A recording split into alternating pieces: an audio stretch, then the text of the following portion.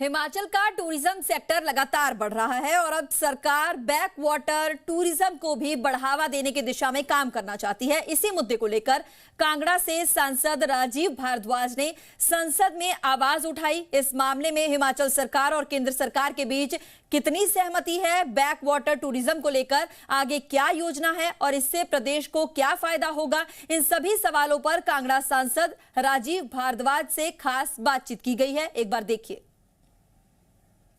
मेरे साथ मौजूद है हिमाचल प्रदेश के कांगड़ा चंबा से मेंबर पार्लियामेंट राजीव भारद्वाज। कई मुद्दे उठाए हैं प्रदेश के, बातचीत करेंगे। सर, इस बार कौन कौन से मुद्दे प्रदेश के लगाए गए? मैंने एक तो इंफ्रास्ट्रक्चर के विषय में प्रश्न किया था लोकसभा में, फिर रेल के विषय में प्रश्न किया था, फिर बैक वाटर टूरिज्म मेरे लोकसभा क्षेत्र में हो सकता है क्योंकि मेरे लोकसभा क्षेत्र में दो बहुत बड़ी रिजर्वायर्स हैं, एक पौंग बांध रिजर्वायर और दूसरी चमेरा चंबा में। इसके विषय में मैंने विस्तार से प्रश्न किए थे, लेकिन मुश्किल ये है कि आज 14वां दिन चल रहा है, बिल्कुल विपक्ष सत्र चलने नहीं दे रहा है। हार्ड अर्न्ड मनी इस देश की जनता जनार्दन की बर्बाद हो रही है। इसको देख के, क्योंकि मैं पहली बार चुनकर लोकसभा में आया हूँ, तो मुझे इस विषय का बहुत दुख है।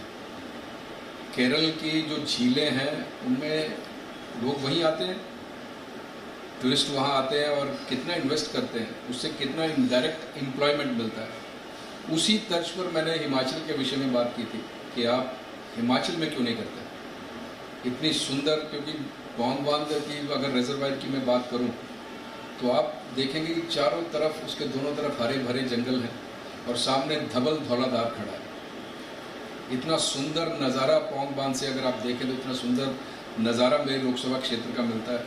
और अगर चंबा की बात करूं, जो मैंने कहा कि चमेरा लेक है, बहुत बड़ी लेक है, वहाँ बैक वाटर टूरिज्म हो सकता है। वहाँ दोनों तरफ हरे भरे जंगल हैं और सामने मणिमहेश कैलाश, इसका रेजोल्यूशन, इसकी DPR ये प्रदेश की सरकार की तरफ से है, लेकिन आज तक कभी नहीं हुआ।